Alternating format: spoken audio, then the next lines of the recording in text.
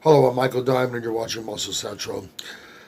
You ever notice how sometimes we see progress pics of a competitor leading up to a competition, and a mere 2 weeks out from the show, they look amazing. They look like they're ready to step on stage. They look like a winner. But then, come contest day, we don't see what we saw 2 weeks prior. Sometimes you hear it said that the athlete came in too flat or too carved up and they spilled over and they look a little smooth and watery. Well, what do we do to avoid that? How can we uh, come on stage with a look the same, similar to what we were showing 2 weeks before competition? Now, typically, okay, I'll use myself for an example. When I was competed on the amateur level, the show was a one-day event. The show took place on Saturday. So what we typically do is, come Monday, we start all those little last-minute procedures that the bodybuilders go through. So Monday, what I would do is cut my carbs in half. Whatever I was consuming prior to, cut right in half. Then Tuesday, cut the carbs in half again. Wednesday, cut the carbs in half again. By that point, you're consuming very few carbs, much less than what you were doing leading up to the show, up to that point. Now, as we're pulling out the carbs over a 3-day period, I'm increasing the fluid intake. So, if I was drinking a gallon, let's say a gallon of water a day, I'm going to be shooting on Monday for a gallon and a half, between a gallon and a half and 2 gallons of water. Tuesday, I'd be shooting between 2 and 2.5 gallons. And Wednesday, I try to get as much as I can.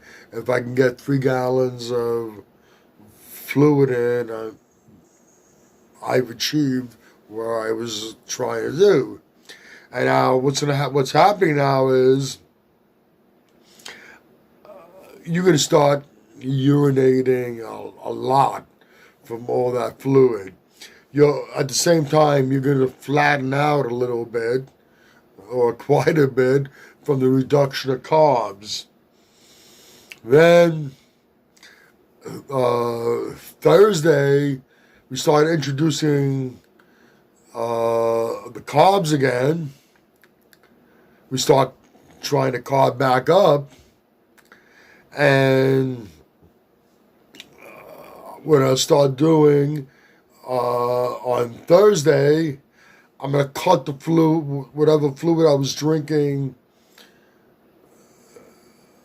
the prior day, cutting that in half. So now I'm reducing the fluid intake dramatically. So what happens is you're giving the body all that fluid, and knows it has a large supply of fluid coming in to maintain hydration. So you're gonna excrete it at a higher rate. So what happens is, now when you start pulling out the water on Thursday, when I cut my water in half, it's too soon for my body to realize that I'm not getting the same amount of fluid in as it was before. I'm still going to be excreting the fluid at a higher rate. All that is helping me to get all the excess fluid out of the body. Meanwhile, I'm trying to carb back up. So I just flattened out from my carb depletion. And then Friday, by noontime, I cut out the fluid completely. My body still hasn't realized that I cut out the fluid, so I'm still getting rid of more and more fluid. I'm still carbing up, and hopefully I be filled out nice by Saturday. Excess fluids pulled out of the uh, body, and I go on stage, and I'm looking great, and I'm hopefully going to win. But what happens is, it's a fine line, and the truth is, it's really hard to nail it perfectly. Sometimes we get lucky and we nail it perfectly, and everything pans out, and we achieve what we were setting out to achieve. But quite often it doesn't. That's what end up saying the athlete on stage looked too flat. He didn't get carb up sufficiently, or spilled over and it looks smooth and watery because he overcarb. Let's go back to the beginning of the video. 2 weeks out, you're looking contest ready.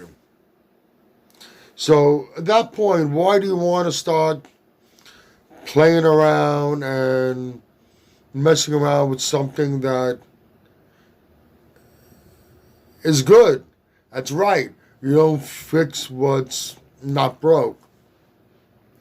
Now, I'll give 2 examples, and the bodybuilders that always brought conditioning to the stage. Rich Kaspari and Dorian Yates. Okay, don't jump on me about Dorian doesn't always bring conditioning to the stage. Look at 1997.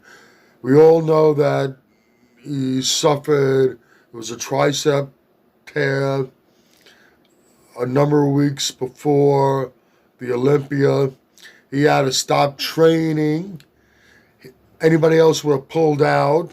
He didn't train for 2 weeks prior to the Olympia, and he brought the best he could bring. Prior to that, he always stepped on stage and conditioned. There was no question about that. Rich Kaspari is the one who brought striated glutes to the stage. Now, striated glutes is something that's looked for in the judging. They both brought great conditioning. They both were in contest shape, ready to step on stage 2 weeks prior. And basically what they did was make little tweaks along the way so you maintain that look that you have, and you bring that look on stage. You're not gambling with whether you carved up properly or you're overcarved. That's taken out of the equation. You take that contest-ready conditioning that you have 2 weeks out and you ride it into the competition. There's no need to gamble with it. And that's really what it is. And like I said, some people nail it. And if you nail it, if it works for you and you nailed it, great. But it's a crapshoot a lot of times. And more often, it seems like more often than not, they don't nail it. And then what you're doing is, just before the show, you pull back on the fluid intake, let the last bit of, so you release the last bit of excess fluid you have, and you're ready to go. The moral of the story is, it's an old expression: don't fix what ain't broke. If you do your preparation properly, your training, your diet throughout the whole contest prep, if you do it properly, you're in shape a couple of weeks before contest time. You're stage ready a couple of weeks before the show.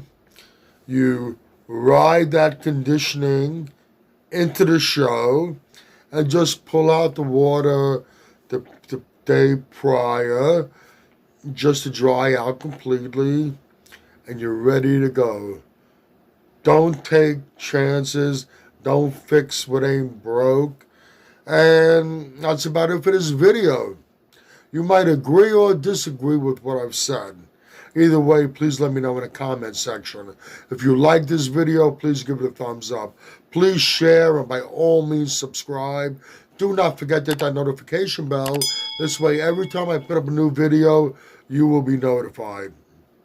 Also, if you go to the description box, you're going to find some links there. One link is to the Muscle Central Facebook page. If you have any questions for me, you can go there. You can DM me. I will be happy to answer any questions you might have. Also, you're going to find a link to Species Nutrition, the best nutritional products on the market, and Mr. Potts Protein, the best protein-packed snacks on the market. Click on both links, go to both websites, check out all their great products. Once again, this is Michael Diamond, and I'd like to thank you for watching Muscle Central.